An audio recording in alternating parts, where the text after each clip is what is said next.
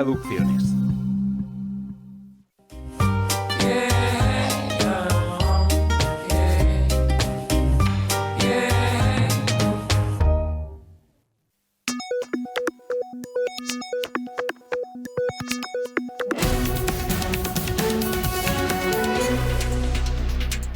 Pulso económico. Hoy empezamos, como es tradicional, echando la vista atrás a ver qué tal le ha ido a nuestro IBEX 35. Cierre de la sesión con subidas 1,50 arriba.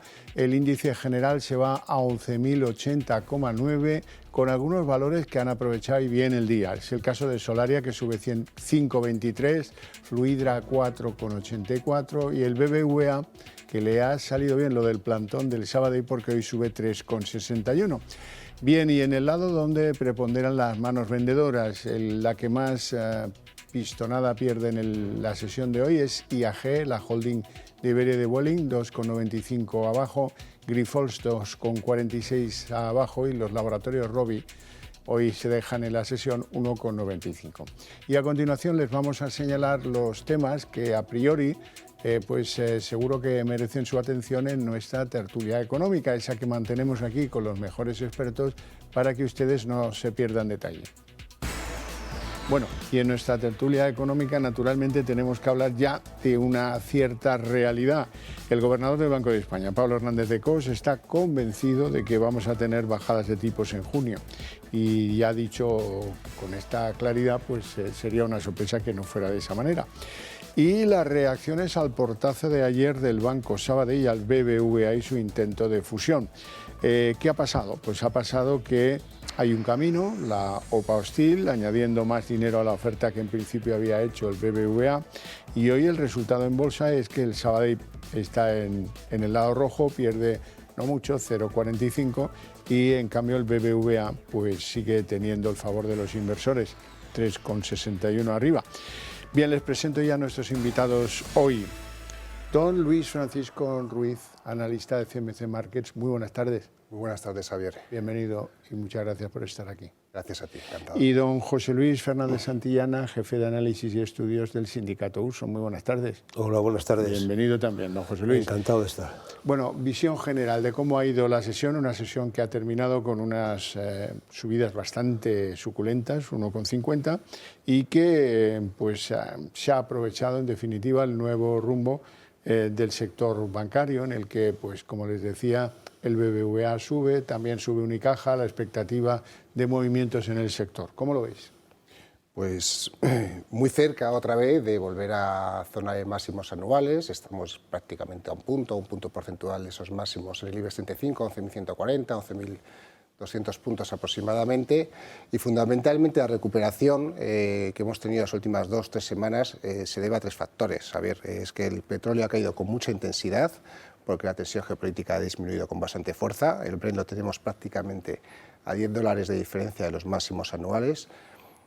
Esto ha facilitado que los tipos de interés empiecen a relajarse también con bastante intensidad, sobre todo también porque por la parte de Estados Unidos empieza a notarse que esos tipos de interés más altos están debilitando, dañando la economía. Luego hemos tenido también ayuda por parte de los tipos de interés y luego que los resultados empresariales están sorprendiendo positivamente por el lado del sector bancario en concreto, ¿no? Donde hemos visto como los márgenes de intereses pues continúan al alza.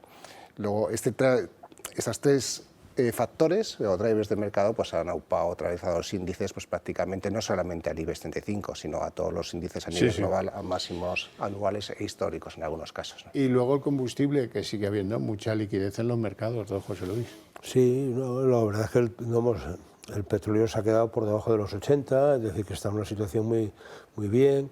Es decir, y yo creo que lo que tiene que ver fundamentalmente es que todo el mundo ve, aunque los bancos centrales no hayan bajado tipos, es que los intereses que se pagan por la deuda que se está emitiendo están bajando, ¿no? Y eso es lo que pone en evidencia una situación de futuro a que los tipos bajen. Bueno, yo creo que esa situación, junto con la del petróleo, pues ha llevado no solamente en España, sino en el conjunto de las bolsas europeas a una situación de alza, ¿no? Entonces yo creo que hemos recuperado esa situación por encima de los 11.000, es decir, la cosa pinta bien, vamos a ver lo que se aguanta, ¿no? Y yo creo que está muy condicionada también por los tirones que han tenido esta semana previa, toda la situación que luego comentaremos, ¿no? De BBV y Santander, donde uno sube y otro baja, pero otro baja y otro sube. Sabadell. Bueno, pero pegó durante esta semana, ha estado subiendo bastante, ¿no? Otra cuestión es que ahora se haya ajustado. Bueno, vamos con el portazo entonces. Ayer el Consejo del Banco Sabadell dio un portazo al intento de fusión del BBVA o a las condiciones del intento de fusión. ¿Creen ustedes que va a haber una OPA hostil? ¿Creen ustedes que el BBVA va a poner dinero metálico, cash que tiene acumulado en mejorar su oferta? ¿Creen que esto toma el derrotero del primer intento que ya tuvimos y que fracasará? ¿Cómo lo veis? Bueno, la verdad es que desde Sabadell no hay un rechazo a la oferta, no dice que no es suficientemente atractiva. Creo que forma parte de la dinámica habitual ese tipo de operaciones. No es normal que la entidad que vaya a ser fusionada o opada, en este caso, que sería Sabadell, a las primeras de cambio de un sí quiero, ¿no? Luego, lo más normal es que haya una contraoferta un poquito mejorada y en este sentido pues, probablemente se canje acciones, mejore un poquito y además se pague una prima en dinero constante y sonante, que es lo que realmente le interesaría más al accionista de Sabadell. Porque la dinámica o la acción que se ha propuesto de canje de acciones sí hace que que la entidad oferente, en este caso BBVA, pues baje en precio de forma bastante acusada si vemos que Sabadell vuelve a subir, ¿no? Porque la prima que se pagaría sería bastante más elevada. Luego, parece que no es una operación la forma más adecuada de plantearla. Luego probablemente sí venga pues, una mejora en este lado por el pago directamente en cash o en efectivo en lugar de un canje de acciones, ¿no? No la das en absoluto por cerrada. Yo no la daría por cerrada en este momento. José Luis, ¿qué opinas? No, yo creo que no está cerrada. Yo creo que es el inicio de una negociación que no sé si al final saldrá bien, saldrá mal, saldrá regular, como hace 4 años, pues no fructificó, ¿no?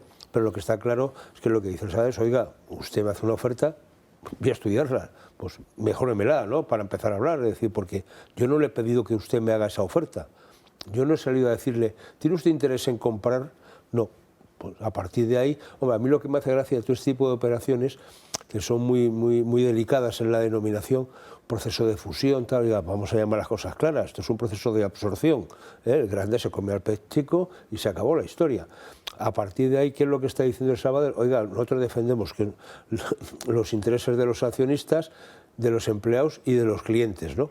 Bueno, me parece que es una posición muy clarita, ¿no? Sobre todo porque toca 3 teclas: accionistas, los empleados, que teóricamente se ha dicho que no iba a haber en este proceso de fusión, absorción, que no iba a haber de alguna manera pérdidas de empleo, cosa que me extraña, vista la experiencia siempre que se produce un tipo de fusión de esta naturaleza, y vamos a ver los clientes. Al cliente lo que le importa es que le sigan atendiendo, quiere decir que el que menos perjudicado, entre comillas, va a quedar es el cliente. Entonces yo creo que aquí esto es una operación. A mí lo que me preocupa de todo este tipo de cosas, en el fondo, es si estamos creando monstruos, digo monstruos sistémicos, que al final nunca se dejarán caer. Es decir, estamos aglutinando en 2, 3 entidades todo un potencial y al final lo que es la libre competencia va a desaparecer, porque en la medida que hay menos y son más fuertes, tienen la sartén por el mango y se pondrán de acuerdo, con lo cual las ofertas al cliente mucho me temo que no van a llegar, salvo que vengan de fuera. ¿Es como si afecta al cliente? Claro que afecta. Y a todo aunque no seas cliente, la concentración siempre te afecta. Bueno, vamos con el que tiene que pilotar este momento en la banca, el gobernador del Banco de España, Pablo Hernández de Cos, que, como les contaba antes, está animando la idea de que en junio se va a producir una bajada de tipos del Banco Central Europeo. Le escuchamos. Desde el Consejo de Gobierno, lo que consideramos del Banco Central Europeo, consideramos que si se mantienen estas perspectivas de inflación, tendremos reunión en junio en el que el staff del Eurosistema nos proporcionará una actualización de estas proyecciones macroeconómicas. Si se mantienen estas perspectivas de inflación, insisto, sería, desde mi punto de vista, conveniente empezar a reducir en junio el actual nivel de restricción monetaria. Luis Francisco Ruiz, ¿qué te parece? En línea con lo que han ido diciendo pues, el resto de miembros del Banco Central Europeo, que la iba a haber una bajada de tipos de interés en junio. Lo que se reafirma, ¿no?, esa bajada de tipos de interés de 25 puntos básicos. Eso sí, también se quedó claro que no se iba a establecer una senda de bajadas de tipos de interés. Lo que es cierto que también está cambiando algo que no había sucedido pues, en los últimos 2 o 3 meses, y es que la economía de Estados Unidos se está debilitando y favorece en este caso que no solamente el BCE se quede desmarcado, retratado durante un periodo de 6 o varios meses sin que la Reserva Federal baje tipos de interés después que el BCE, sino que ya todo apunta a que sí la Reserva Federal podría bajar tipos de interés incluso pues, en el mes de septiembre. Luego ese decalaje, ¿no?, entre un banco central y el otro sería un poquito más corto. Luego esa circunstancia sí hace que hasta incluso que el tono, ¿no?, de los miembros del BCE sea un poquito más agresivo. No olvidemos también que la economía europea apenas crece, o sea, seguimos en un estado bastante lánguido, ¿no? Incluso los PMI que están apuntando ahora pues apuntan a un crecimiento de 0,1 o 0,2% trimestral, o sea que tampoco estamos para tirar cohetes, ¿no? No, la economía europea está, digamos, en stand-by, está prácticamente en paro, aunque Alemania se está comportando mejor de lo que se esperaba, es decir, de hecho ha repuntado sus exportaciones, es decir, yo creo que está latente, pero no está tan mal como lo están contando, ¿no? Y eso yo creo que puede ser, al fin y al cabo, es la locomotora, y cuando Alemania empieza un poquito a respirar, pues todo lo demás respira. Yo creo que el Banco Central Europeo va a tener que adelantarse, quiera o no. Yo creo que no era su intención a lo que haga la Reserva Federal, ¿no? Y esta solamente es la clave. Yo no sé si en junio lo va a hacer o no, pero si no es a primero será a finales, pero ese cuartillo de punto lo va a acabar bajando porque es lo que está demandando todos. A mí lo que me preocupa es nuestro país, ¿no? Porque así como hay un cierto control de la inflación en la zona euro, que está bajando y se está estabilizando, aquí vamos un poco con el pie cambiado. El último indicador es que hemos subido una decimita en términos interanuales. Hemos pasado del 3,2 al 3,3. No hay pinta de que en España la inflación esté tan controlada como nos están contando, y eso sí que nos puede hacer un poquito de pupa. Por cierto, José Luis, ayer le eché de menos con los datos del desempleo. Resulta que los contratos fijos discontinuos acaparan el 52% del empleo que se creó en abril. Bueno, pues es más que probable que sea así. Yo ese dato no lo tengo tan claro que sea ese 52% del empleo que se creó, porque aquí hay, si es que yo no tengo tan claro que se cree empleo, digo, para negar la mayor, ¿no? Es decir, yo creo que lo que hay una gran rotación sobre un mismo puesto de trabajo. Y por tanto que buena parte de esos contratos se están utilizando para cobrar el mismo puesto de trabajo, y por tanto no hay creación de empleo neta, más allá que las cuentas de la Seguridad Social nos hablen de que ha habido un incremento pero lo que está produciendo realmente es una rotación brutal en el empleo, una rotación que yo calculo en torno a 500.000 de personas que entran y salen todos los meses. Y siempre con el contrato y siempre con el fijo discontinuo o con un contrato indefinido que se acaba, es decir, porque las dos cosas se están utilizando. Contratos indefinidos que a los 15-20 días se finalizan, o contratos de fijo discontinuos que pasan a la inactividad de manera directa. Eso es lo que está pasando. Les decir un dato que es muy significativo. Siempre el problema de esto es que los datos de las prestaciones por desempleo son con un mes anterior, es decir, los datos que se dan en marzo, se dan en abril corresponden al mes de marzo. Bueno, las peticiones de cobrar la prestación por desempleo, es decir, gente que se ha ido al paro y pide la prestación, superaron las 500.000. Y el paro bajó en 70 y algo mil en el mes de marzo. Oiga, entonces, ¿esto cómo se encaja? Pues porque hay otro 500.000 de gente que salió del paro. Es decir, es que este es el tema. Es decir, y eso es la rotación. Por tanto, yo lo de creación de empleo lo pongo más con comillas, cuando la Contraloría Nacional lo que nos está diciendo es que el número de horas trabajadas sigue descendiendo. Luego, si trabajamos menos horas, hombre, lo de la creación de empleo yo lo pongo en entredicho. Lo que está claro es que más de la mitad de los contratos indefinidos realizados son la jornada parcial, entendido por jornada parcial, la que tiene una jornada reducida, o un contrato de fijo discontinuo. Y esto sí que es un dato fidedigno. O sea, prácticamente el 60% de los contratos indefinidos son a tiempo parcial. Si eso es calidad en el empleo, pues hombre, yo tengo otro criterio distinto. O sea, esto del contrato indefinido que yo aprendí cuando era pequeñito, o cuando era más joven, vamos a dejarlo así, que hice mi primer contrato y me hicieron un contrato indefinido y me ha durado toda la vida, ya no existe. Esto ya no existe. Sí, tiene usted toda la razón. Bueno, subasta de las letras del Tesoro a 6 y 12 meses, ¿prevén caídas de la rentabilidad, Luis? Bueno, ha habido caídas de la rentabilidad en línea con la evolución de los tipos de interés. No mucho, estamos hablando de 7 puntos básicos, 10 puntos básicos aproximadamente. Los tipos de interés a plazos inferiores a un año pues están por debajo del 3,50 o en torno al 3,50% aproximadamente, que son unos tipos, entre comillas, que son manejables si los comparamos con los de Estados Unidos, que están al 5,50%. Lo que sí ha ocurrido es que el importe solicitado ha disminuido y el importe adjudicado, el Tesoro ha necesitado captar un poquito más dinero, lo que está haciendo que los ratios de cobertura poco a poco vayan sufriendo, vayan retrocediendo, y esto al final implica que hay cierta debilidad, ¿no?, por el lado de la demanda a la hora de comprar tanto papel, o pueda haberla en un futuro si la dinámica se extiende.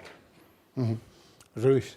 No, yo creo que también hay un momento en que esto no da para tanto, es decir, los ahorros de la gente se ponen y no sigue generando ahorro. Quiero decir que en la medida que aquel que ya ha invertido no sigue invirtiendo, porque todavía no han llegado los vencimientos, ¿no? Entonces yo creo que va a ser cada vez un poquito más difícil de colocar, sobre todo porque antes teníamos la gran ventaja de que el Banco Central nos compraba todo, y ya no va a ser así. Ya no nos compra todo lo que se emite el Banco Central Europeo, sino que estamos viendo como una buena parte de eso son a particulares y a pequeños inversores. Entonces, esta situación, bueno, vamos a ver, ¿no? Es decir, aquí la broma es que mientras que no estemos en el 3 y pico %, bueno, vale, pero si la cosa se complica un poco y no colocamos, hay que incrementar los tipos para colocar, vamos a ver dónde nos vamos, porque no hay presupuesto general del Estado, y lo que teníamos el año pasado eran algo más de 30.000 millones, podemos irnos por encima de los 40, 45.000, y esto millones de euros, Vamos a ver cómo lo pagamos. Vamos con algún nombre propio en la bolsa española. AENA ha repartido, o está a punto de repartir, 1.200 millones a sus accionistas. ¿Cómo ven este valor?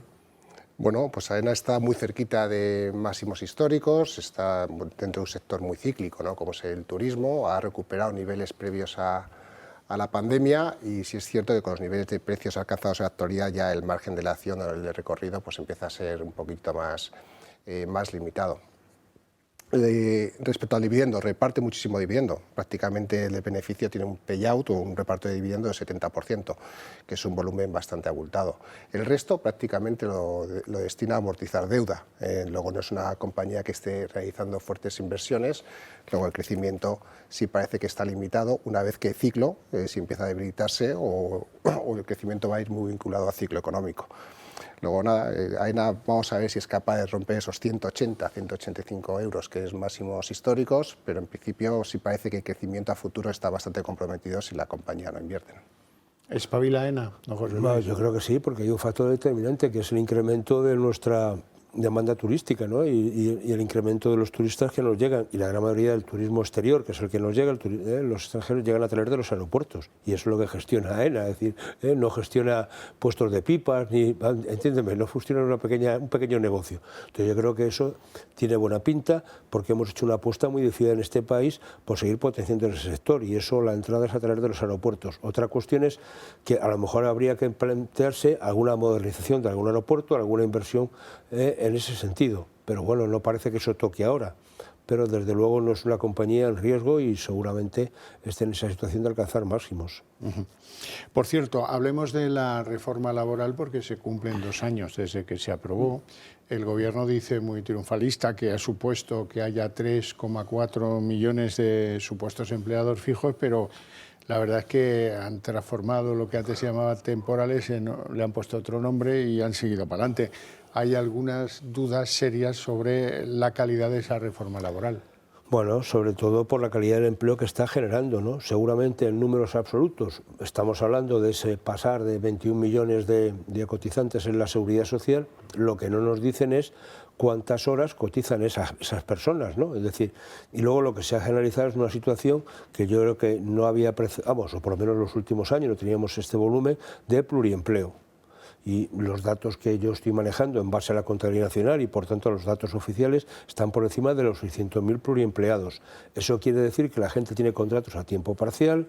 Un contrato a tiempo parcial, insisto, es un contrato que implica un salario parcial y por tanto un salario reducido, y la gente para llegar a fin de mes necesita más de un salario, y eso quiere decir que necesita más de un empleo.